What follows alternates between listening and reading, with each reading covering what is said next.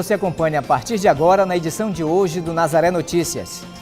Sol forte pode causar danos à saúde dos olhos. E Coraci tem centro de atendimento a moradores de rua. Pará tem mais de 300 candidatos inelegíveis. Saiba o que é proibido nas campanhas eleitorais. Uma receita junina para o dia de São Pedro. E uma entrevista sobre o Dia Mundial de Oração pela Santificação do Clero. Hoje é quinta-feira, 26 de junho, e o Nazaré Notícias já está no ar.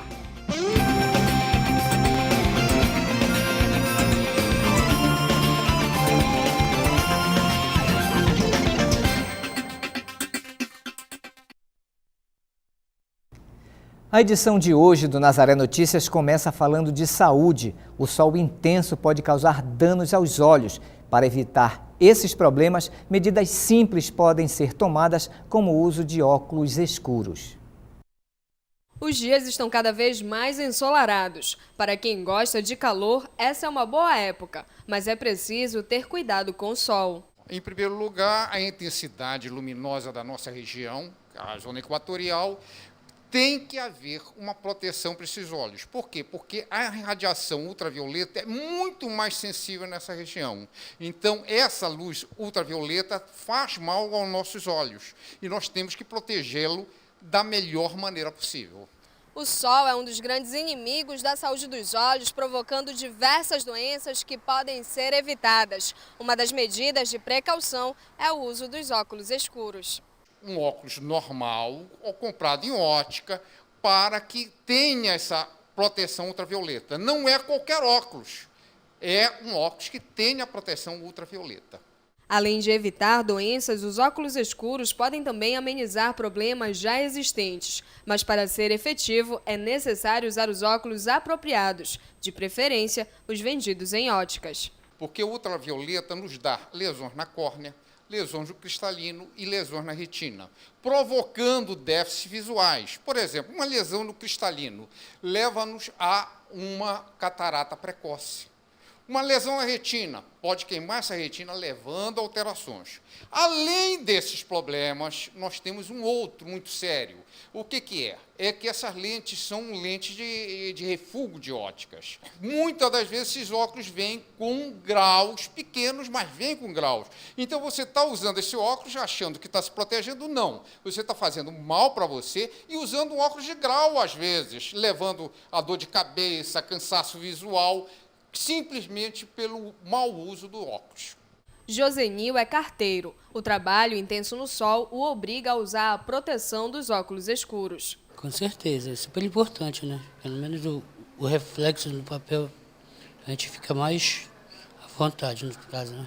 Roberto usa os óculos esporadicamente, mas reconhece a importância dessa proteção. Eu uso pouco, mas quando eu saio no sol, né? E protege muito da vista. O advogado Roberto também usa poucos óculos, mas percebe a diferença que eles fazem quando necessários. A intensificação nos olhos, muitas vezes irritações, e isso dificulta um pouco, até por a gente ter um pouco de miopia, e isso prejudica bastante.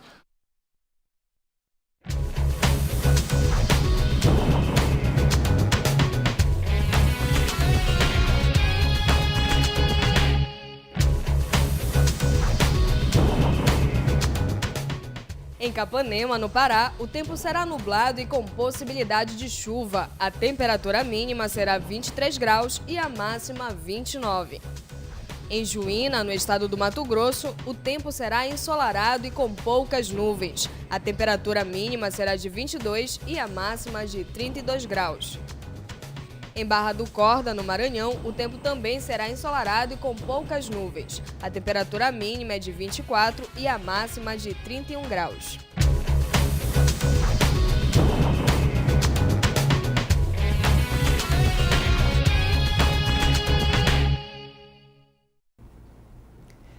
Em uma reunião mediada pela Agência de Regulação e Controle de Serviços Públicos do Pará, ficou decidido que o serviço de transporte de balsa para a região do Marajó, pelos portos de Coraci e Camará, deve ser restabelecido. A repórter Carolina Guimarães tem mais informações. A paralisação aconteceu porque grupos de moradores e também de caminhoneiros não concordavam com a revisão tarifária aprovada pelo Conselho de Regulação e Controle de Serviços Públicos. Ficou definido na reunião que aconteceu ontem que a tarifa será suspensa por 10 dias e que uma nova reunião deve acontecer no dia 2 de julho para que se chegue a um consenso sobre o assunto. Caroline Guimarães para o Nazaré Notícias. A Justiça Federal suspendeu o licenciamento ambiental do projeto Volta Grande de mineração planejado pela mineradora canadense Belo Sun para a mesma região onde está sendo construída a hidrelétrica de Belo Monte, no rio Xingu, no Pará. O plano do projeto é instalar a mina em Senador José Porfírio e aproximadamente 10 quilômetros da barragem de Belo Monte. O juiz que assinou a decisão condicionou o licenciamento ao estudo de impactos ambientais e à população indígena. A alimentação básica dos paraenses continua entre as mais caras do Brasil, segundo o Diese. O feijão, por exemplo, é um dos itens com maior aumento de preço. Em maio, a cesta básica dos paraenses custou em média R$ 315, valor que compromete quase da metade do salário mínimo de R$ 724. Um dos produtos que tem contribuído ao longo do tempo para a alta da alimentação básica dos paraenses é o feijão. Estima-se que o paraense consuma 4,5 kg de feijão por mês. Em janeiro, o quilo do feijão custava R$ 5,13. Em abril, aumentou 91 centavos, elevando o preço para R$ 6,04. Já em maio, o produto pôde ser encontrado a R$ 6,27, um reajuste de mais de 3% em relação ao mês de abril. A estimativa do Diese é que o produto continue em alta. Todos os anos, a Igreja promove a Jornada Mundial de Oração pela Santificação dos Sacerdotes por ocasião da Festa do Sagrado Coração de Jesus, que este ano acontece amanhã. Para falar sobre este assunto, convidamos o padre André Teles, que conversa com Larissa Cristina. Não é isso, Larissa? Isto mesmo, Marcos, e este Dia Mundial de Oração pela Santificação do Clero, ele foi instituído no ano 2000 pelo então Papa João Paulo II. O padre André Teles está aqui com a gente para ajudar a gente a entender a importância desta data tão especial para a nossa igreja. Padre André, obrigada pela sua entrevista aqui no Nazaré Notícias. Vamos entender então, desde o ano 2000, a igreja recomenda que neste dia 27 de junho se faça essa grande oração pelo clero. Como é que a gente vê a importância desse dia? Esse dia nós celebramos a solenidade do Sagrado Coração de Jesus. Celebrar o Sagrado Coração de Jesus significa olhar para o coração de Jesus e ver nele um modelo de misericórdia, um modelo de santidade. Toda busca da nossa vida espiritual se dá na santidade. Nós somos convidados a poder ser santos. Isso significa que a santidade passa também pela nossa vida como sacerdotes.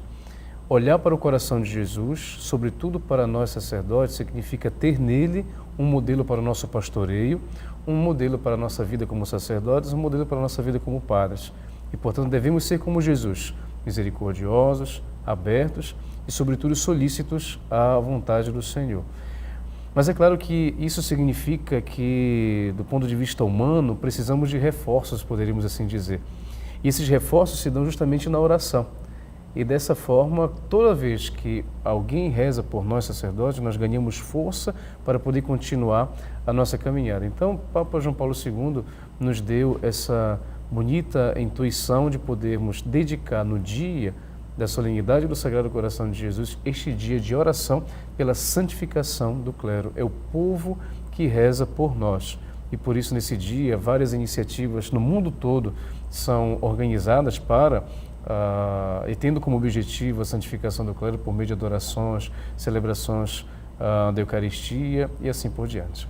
Agora, padre, essa reunião, na verdade, esse momento de adoração, ele foi intensificado a partir de 2007, teve uma data especial na igreja, por isso que hoje a gente faz tantos eventos alusivos a esse dia. 2007 foi o ano sacerdotal, né? Foi um ano todo instituído pelo Papa Bento XVI, em que nós passamos refletindo sobre a figura e a identidade do sacerdote. E dali, então, nós tivemos, inclusive, São João Maria Vianney, o grande santo cura d'Ars, né? Que era antes só padroeiro dos párocos. Né? Todos os párocos tinham como padroeiro São João Maria Vianney. A partir do ano sacerdotal, então, ele se estendeu a todos os padres, então ele é padroeiro de todos os sacerdotes. partir dali, mais ainda se identificou a necessidade de se poder rezar pela santificação do clero e, ao mesmo tempo, potencializar também este dia da solenidade do Sagrado Coração de Jesus, onde o sacerdote, ele, por intenção, por exemplo, da celebração da Eucaristia, ele dedica uma Eucaristia, uma celebração da Eucaristia, na intenção do povo, que é chamada de pro populo, não? Onde nós rezamos pelo povo. Mas, nesse dia, o povo é convidado a poder rezar por nós. Isso é uma reciprocidade que também nos ajuda a poder viver ainda mais essa fraternidade e comunhão entre os sacerdotes e os fiéis. É quando a gente vê a importância, a força da oração, né, Padre? Porque durante todos os momentos da nossa vida a gente reza pelos outros, né? Reza por todos, mas agora em especial a comunidade se reúne para rezar pela santificação do seu padre, do seu clero. Então, quer dizer, se vê a dimensão de como isso é importante. Até porque, antes de tudo, o padre ele não vive isolado e o ministério dele não é isolado. Ele é padre em função do povo, né, de Deus.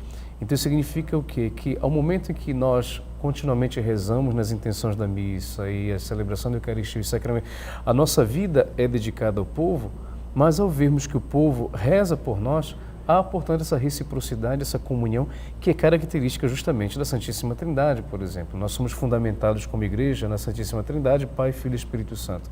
O Pai não vive sem o Filho não vive sem o Pai, o Espírito Santo que procede do Pai e do Filho, uma comunidade. E a partir daí, então, nesses gestos concretos na vida da nossa igreja, nós também somos expressão dessa comunhão da Trindade e, portanto, essa comunhão entre padres e fiéis. Quando a gente fala que o mundo todo é convidado a participar deste dia, cada paróquia, cada igreja, cada comunidade pode fazer as suas celebrações especiais em prol da santificação do clero. O senhor é pároco aqui em Belém, da paróquia de Santa Rita de Cássia. Fale pra gente como é que vai ser a programação na sua paróquia nesse dia. Então, nesse dia nós iremos fazer e dedicar essa solenidade do Sagrado Coração de Jesus com uma procissão que começará de uma comunidade, a comunidade de Santa Mônica, até a nossa igreja matriz. Ali nós faremos uma adoração ao Santíssimo Sacramento na intenção de todos os sacerdotes e depois nós iremos celebrar solenemente a Eucaristia, já precedida de um tríduo de preparação que consiste justamente em adoração e orações também preparando para essa solenidade do Sagrado Coração de Jesus, que tem o seu coroamento justamente amanhã na solenidade. Obrigada, Padre André, pela sua entrevista, pelas suas informações aqui dentro do Nazaré Notícias. E a gente lembra que aqui na Arquidiocese de Belém, a Fundação Nazaré de Comunicação, ela também participa desse dia tão especial dedicado à santificação pelo clero. Nós iremos, a partir das 7 da manhã, transmitir uma missa ao vivo, direto da paróquia de Nossa Senhora do Perpétuo Socorro. Lembrando que amanhã, dia 27, também é o dia especial em homenagem a Nossa Senhora do Perpétuo Socorro. Logo depois, você acompanhará várias pregações, missas, adorações durante todo o dia. Só conclui nas 18 horas com a missa direto da Basílica Santuário de Nazaré, que também será transmitida ao vivo aqui pela TV Nazaré. Portanto, será uma programação toda especial alusiva à santificação do clero. Você também poderá participar da nossa programação amanhã. Basta ligar para a gente através do 4006-9211. Padre André, mais uma vez, muito obrigada. Marcos, agora a gente volta com você. Obrigado, Larissa. Obrigado, Padre André.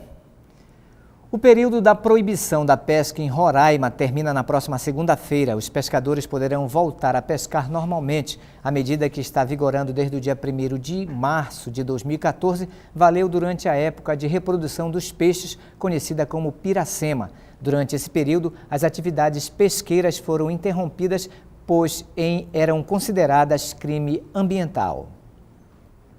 Com a proposta de aproximar os consumidores paraenses dos produtos in natura e a preços mais baixos, a Central de Abastecimento do Pará lançou o Varejão Móvel em Belém. Caroline Guimarães tem os detalhes. O objetivo do varejão é facilitar o acesso da população aos produtos. O primeiro varejão móvel da Ceasa acontecerá nesta sexta-feira, dia 27 de junho, no conjunto Natália Lins, na rodovia Augusto Montenegro, das 18 às 22 horas. A proposta da Ceasa é de que mais 4 varejões itinerantes aconteçam até o final desse ano. Caroline Guimarães para o Nazaré Notícias. E agora vamos falar sobre educação.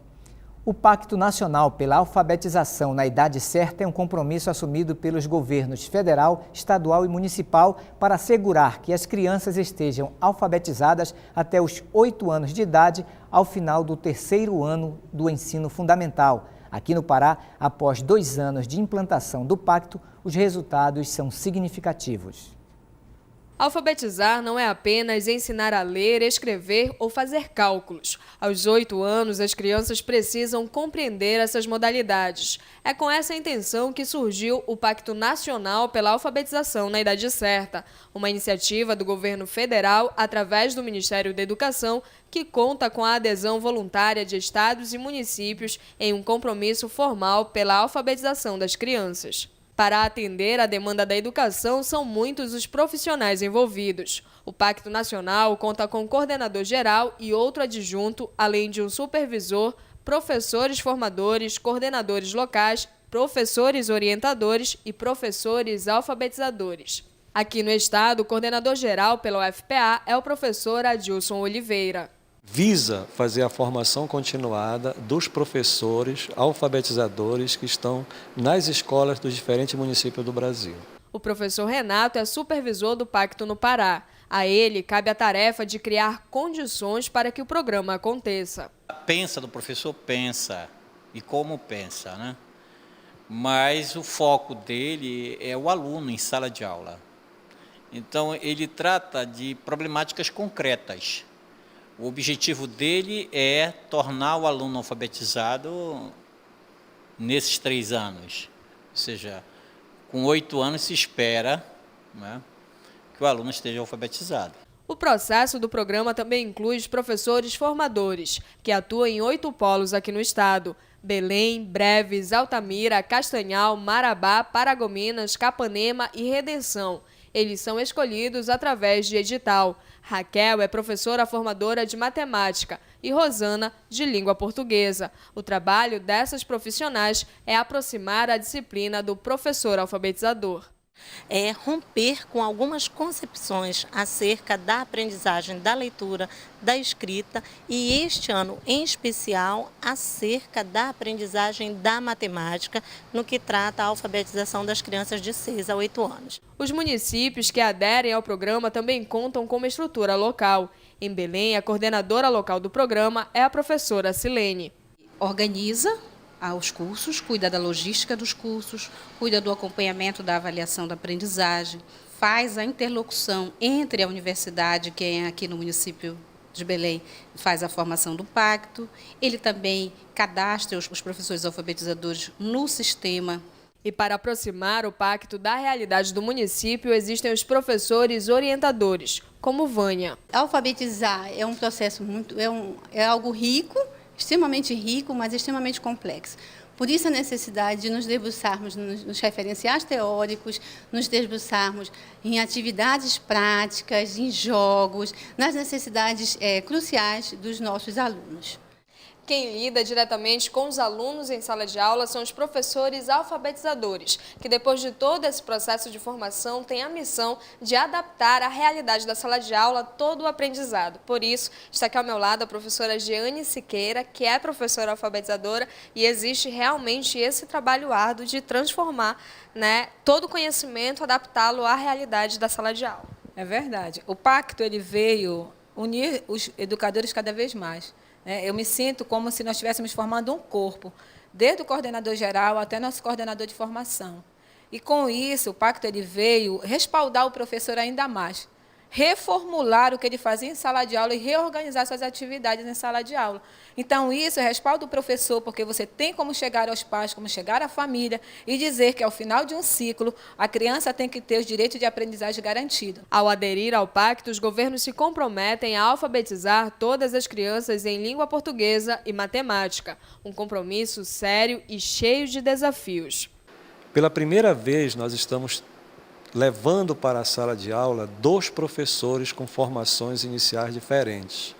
É o caso de nós termos na formação dos professores orientadores de estudo a presença de um professor com formação em matemática e um professor com formação em linguagem, em letras. Esse é um grande desafio que a educação brasileira precisa experienciar. O Tribunal de Justiça do Pará negou o pedido do Sindicato dos Trabalhadores em Educação do Pará em relação à não contratação de temporários e à suspensão de descontos pelos dias em greve. Os desembargadores integrantes das câmaras cíveis acompanharam o voto. Segundo a Prefeitura de Belém, o Sintep pede o piso nacional de R$ 1.697,60 e a administração municipal paga o piso de R$ 1.918,60. Segundo a Secretaria Municipal de Educação, este ano foram priorizadas as reformas de 45 escolas e a construção de novas unidades de ensino. Foi inaugurado um centro especializado para a população em situação de rua em Icoraci, com capacidade para atender cerca de 80 pessoas por dia.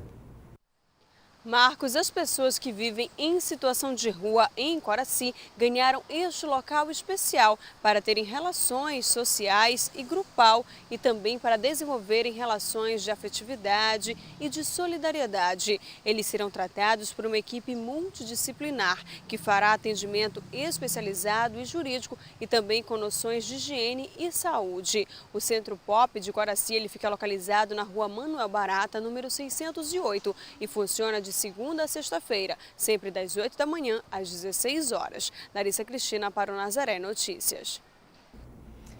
A Universidade Federal do Pará inaugura hoje o Laboratório para Análise da Fauna Aquática da região da Transamazônica. O laboratório está instalado em Altamira, no sudoeste do estado, e abriga cerca de 30 mil peixes. A atividade vai contribuir para os estudos de espécies do rio Xingu e do rio Tapajós. E você acompanha ainda nesta edição. Pará tem mais de 300 candidatos inelegíveis. Saiba o que é proibido nas campanhas eleitorais. Uma receita junina para o dia de São Pedro. Voltamos com Nazaré Notícias falando de trabalho. O nível de empregos formais no estado do Pará apresentou aumento. No mês de maio, foram mais de 5 mil novos empregos com carteira assinada. O Ministério do Trabalho e Emprego, o MTE, divulgou nesta semana dados do Cadastro Geral de Empregados e Desempregados, o CAGED, que apontam que no estado, somente no mês de maio, foram feitas 35.992 novas contratações contra 30.778 desligamentos. Se comparado aos anos anteriores, este foi o mês que o estado teve seu melhor desempenho desde os últimos 13 anos. Segundo o CAGED, o setor que mais apresentou crescimento de empregos foram os setores da construção civil, com aumento de 4.846 novos postos de trabalho, e o setor de serviços, com 925 novos postos. E agora vamos falar de eleições 2014. O Pará pode ter 305 candidatos inelegíveis nestas eleições por irregularidades. O Tribunal Superior Eleitoral recebeu uma lista com mais de 6 mil nomes de gestores públicos que tiveram contas julgadas como irregulares pelo Tribunal de Contas da União. Na lista estão incluídos 305 nomes de paraenses envolvidos em 508 processos julgados. As irregularidades apontadas pelo TCU podem levar à inegibilidade dos agentes públicos. Segundo o presidente do Tribunal de Contas, a lista tem sido usada como principal recurso para os tribunais eleitorais negarem o registro de candidatos com base na lei da ficha limpa. Se julgados inelegíveis, os agentes públicos ficam por 8 anos fora das eleições. Entre os citados na relação do tribunal estão funcionários públicos que ocupam cargos de menor responsabilidade, até ministros e governadores. Eles poderão ter os nomes excluídos da lista caso consigam decisão judicial ou liminar neste sentido. A unidade federativa com mais nomes listados é o Distrito Federal, que tem 729 gestores apontados como responsáveis por contas irregulares.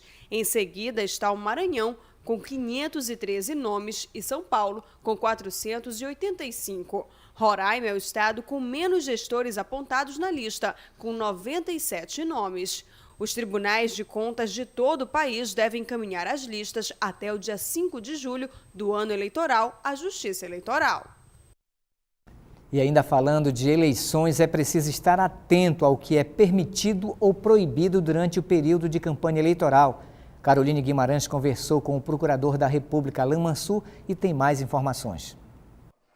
A partir do dia 6 de julho já iniciam as propagandas eleitorais. E para falar sobre as eleições de 2014, está aqui ao meu lado o Procurador da República, Alain Mansur. Procurador, muito obrigada por conversar conosco. O que vai acontecer nessas eleições de 2014?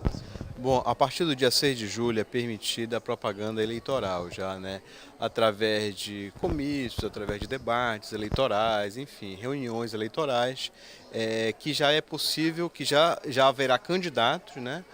A partir do dia 6 de julho, que vão poder levar ao eleitorado suas ideias e propostas. Com esses debates, pode haver alguma irregularidade, então é importante que, se houver alguma irregularidade, o eleitor, o cidadão, possa trazer essa informação ao Ministério Público para verificar se de fato os candidatos já estão exatamente cumprindo a legislação eleitoral. E é importante ressaltar que de hoje até o dia 5 de julho é proibida qualquer propaganda eleitoral. Então, o que existe do dia 10 ao dia 30 de junho, por exemplo, são as convenções partidárias que vão escolher os candidatos, mas esse período não é permitida propaganda exterior ao público em geral, mas só debate nas convenções para aquelas pessoas que são filiadas aos partidos políticos. E a partir do dia 6 de julho, sim, o debate vai estar nas redes sociais, nas ruas, enfim, em reuniões que vai ser possível colocar propostas. Antes do dia 6 de julho, qualquer questão eleitoral é vedada. Então, qualquer candidato que, enfim, pule, digamos, essa fase, que acabe avançando esse sinal em relação à eleição, pode ser penalizado. Quando o senhor fala em irregularidades, a que irregularidades o público precisa ficar atento, então, a partir do dia 6 de julho? Bom, é importante ressaltar, por exemplo, que doação de bens é algo totalmente vedado pela legislação eleitoral, não é possível dar camisas, enfim, cesta básica, óculos, enfim, qualquer doação que possa proporcionar um ganho para o eleitor. Tudo isso é vedado, e se o candidato for flagrado fazendo um ato desse, ele pode ser punido, inclusive com a cassação do próprio registro, vai ser impossibilitado de concorrer às eleições. Também é proibido showmícios, né? É permitido comícios que os partidos vão, os candidatos vão. Agora, showmícios com músicas, enfim, tudo isso também é proibido. É importante que se verifique também que o município, que o prefeito municipal, que as câmaras municipais estão proibidas de também utilizar a sua estrutura municipal para favorecer um candidato a deputado, governador, senador, enfim, e já foi, por exemplo, por esse motivo já houve cassação também nesse ano no TRE. E os canais de denúncia vão continuar funcionando como em todas as outras eleições? Sim, o cidadão pode ir ao Ministério Público Federal, em Belém ou nos interiores, no Ministério Público Estadual também, que atua com a função eleitoral, pode encaminhar por e-mail, pode encaminhar também por correio.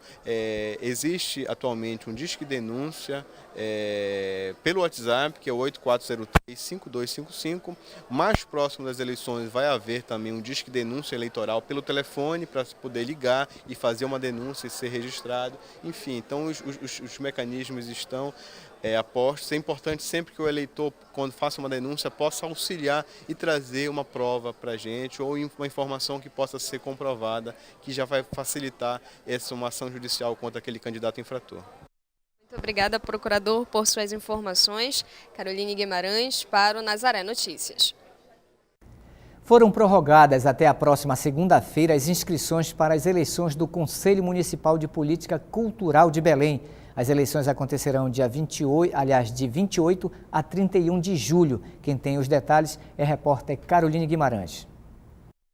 Qualquer pessoa que trabalhe ou esteja ligada à área cultural de Belém poderá se inscrever para as eleições. Basta que, para isso, no ato da inscrição, apresente documentos que comprovem trabalhos realizados no segmento. As inscrições para as setoriais do Conselho acontecerão nos dias 28 e 29 de julho e para as distritais acontecerão nos dias 30 e 31 seguintes. O Poder Público vai indicar os seus representantes para compor a mesa e a sociedade civil poderá votar nos candidatos cadastrados.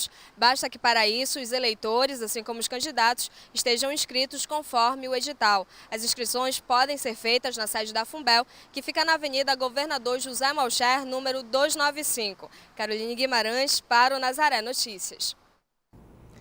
E os candidatos devem apresentar a ficha de inscrição disponível no site www.belém.pa.gov.br, na página da Fumbel. Em dias de jogos da seleção brasileira na Copa, algumas instituições e o comércio alteram os horários de funcionamento. Confira o que funciona em Belém no próximo sábado. Marcos, todos os supermercados de Belém fecharão 11 horas da manhã neste sábado e só voltam a funcionar no domingo, dia 29, das 8 da manhã até as 2 da tarde.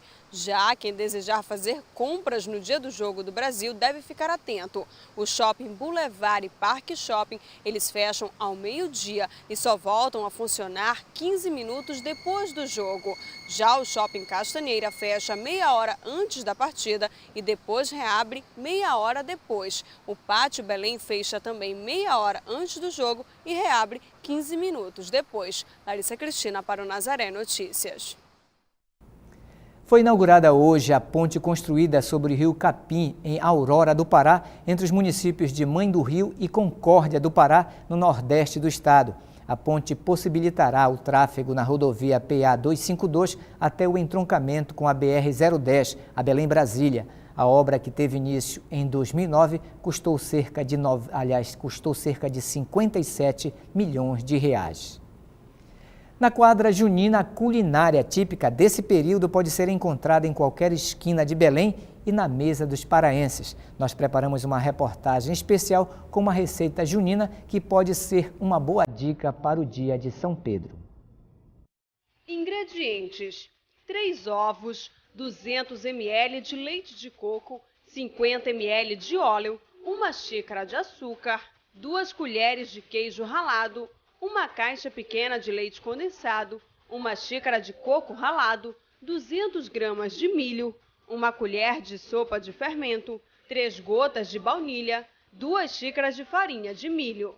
Para a cobertura, 1 caixa de leite condensado, 1 caixa de creme de leite e 100 gramas de coco ralado. A receita é super simples, basta bater os ingredientes todos no liquidificador. O bolo fica pronto em cerca de 15 minutos.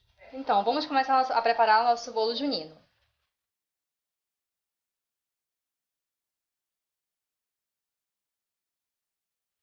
Você vai bater esses ingredientes aqui, os que eu coloquei, né, no liquidificador, vai bater por aproximadamente uns 5 minutos, só mesmo para misturar, para agregar os ingredientes, para depois a gente colocar a farinha de milho.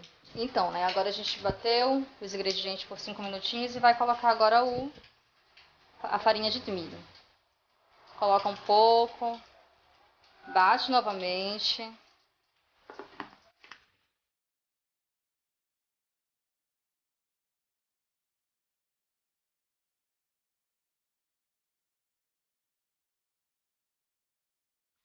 Coloca o restante. É importante fazer isso porque ela começa a criar uma certa consistência, então a gente tem que bater aos poucos justamente para ter um cuidado, né? É aproximadamente uns 5 a 10 minutos, entre 5 a 10 minutos que você vai ter que bater essa segunda etapa.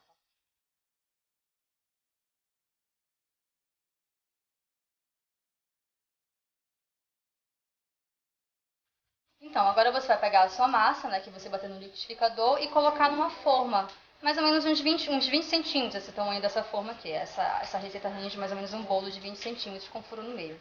Então, essa forma tem que estar untada com manteiga e enfarinhada com a farinha de milho, com farinha de milho.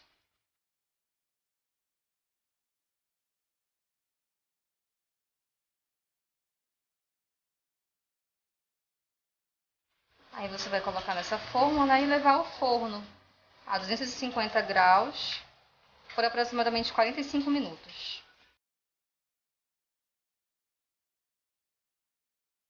Tá, você vai levar ao forno a 250 graus por aproximadamente 45 minutos.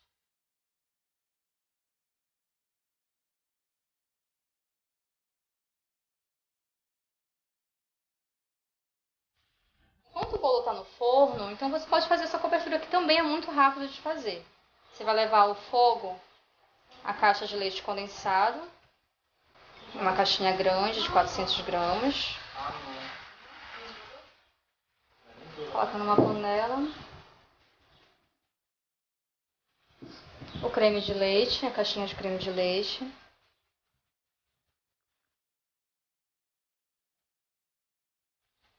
E o coco ralado.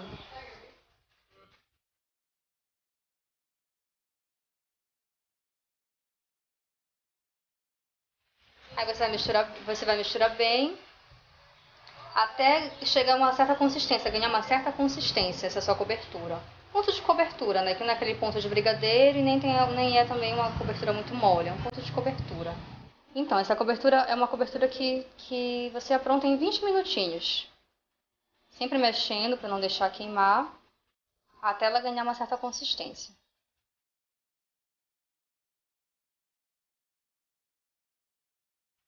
Então, depois de 20 minutinhos no fogo, é essa consistência que você vai alcançar da cobertura.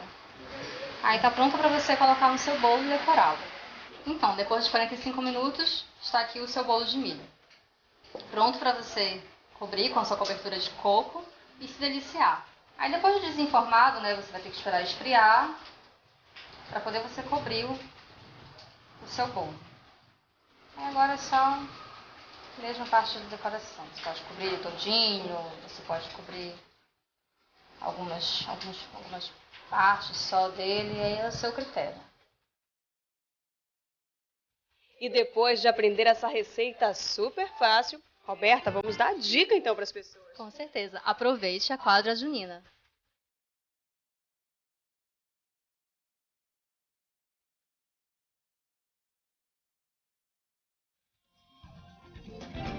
E amanhã, em virtude da transmissão do Dia Mundial de Oração pela Santificação do Clero, não haverá o Nazaré Notícias. E essas foram as notícias de hoje. Para dar sugestões de reportagens, ligue para a nossa central de atendimento no número 4006-9211. Se você quiser rever nossos vídeos, acesse o Portal Nazaré, www.fundacionazaré.com.br ou acesse a nossa página no Facebook. Nazaré Notícias fica por aqui. Nos encontraremos segunda-feira na próxima edição. Tenham todos um bom final de semana.